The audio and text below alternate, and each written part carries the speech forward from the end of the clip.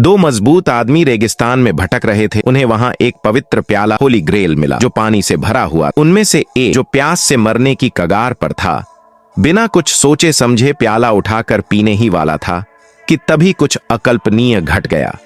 एक अदृश्य शक्ति ने उसे छूते ही उसे पल भर में धूल और राख में बदल दिया। यह दृश्य देखकर छोटा काला लिटिल ब्लैक पूरी तरह डर, पर फिर भी उसने हिम्मत नहीं हारी। उसने डरते हुए धीरे से प्याले को उठाया, पर आश्चर्यजनक रूप से उसके साथ कुछ नहीं हुआ। उसने घटाघट पानी पी, पर जैसे ही उसने संतुष्टि की सांस ली, नीचे की सूखी रेत अचानक हरियाली में बदलने लगी।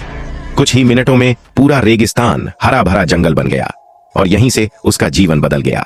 कुछ सालों बाद उसी पवित्र प्याले की अलौकिक शक्ति से वह लोगों की बीमारियां ठीक करने लगा। उसी दौरान उसकी मुलाकात बेला नाम की एक लड़की से। उसे प्रभावित करने के लिए छोटे काले ने अपनी जादुई ताकत दिखाई। एक इशारे में फूल गमले से बाहर निकल आए। बेला बहुत प्रभावित हुई और जल्दी ही दोनों का प्रेम प्रसंग शुरू हो गया। बेला की मौजूदगी से छोटे काले की उबाऊ जिंदगी में रंग भर गए। लेकिन जब दोनों प्रेम में डूबे हुए थे, तभी खतरा धीरे धीरे करीब आ रहा। एक नकाबपोश आदमी उन्हें छुप कर देख रहा था। उसे प्याले को वापस लेना था। छोटे काले को इस खतरे का अंदाजा भी नहीं था। वो बेला को लेकर एक रहस्यमयी वेदी पर गया और वहाँ उसने एक जादुई प्रदर्शन दिखाया। उसने पवित्र प्याला अग्नि में रखा, फिर नाटकीय अंदाज में हाथ घुमाया। तभी प्याला एक प्राचीन तलवार में बदल गया। तभी अचानक नकाबपोश आदमी आधमक। बेला ने उसे देखकर छोटे काले को रोका, पर तब तक देर हो चुकी थी।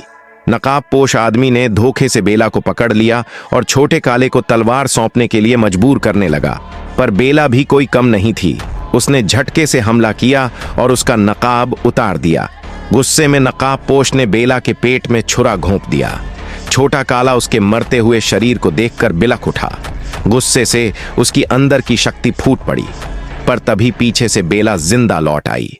उसने नकाबपोश का दिल निकाल लिया। यह देख छोटा काला सन्न रह गया। असल में बेला ने वेदी पर आने से पहले प्याले का जीवन जल पी लिया था। अब वो अमर थी, पर शर्त यह थी कि उसका दिल कभी नष्ट न हो। छोटा काला बोला, उसे माफ कर दो, ये शंछी संजीवनी उसका था ही नहीं। पर बेला आग बबूला हो गई। जिसने मेरी हत्या की, उसे बचाने की सोच रहे। क्रोधित होकर उसने उसका दिल मसल डाला और छोटे काले को छोड़कर चली गई। सबको लगा बेला मर जाए, पर इसके बजाय उसके अंदर की राक्षसी शक्ति जाग। वह एक नागिन जैसी रूप में बदल, वह तलवार लेकर पूरी वेदी को नष्ट कर देती है। छोटा काला उसके आगे गिड़गिड़ाने लगता है, पर बेला अब उससे दिल तोड़ चुकी होती है।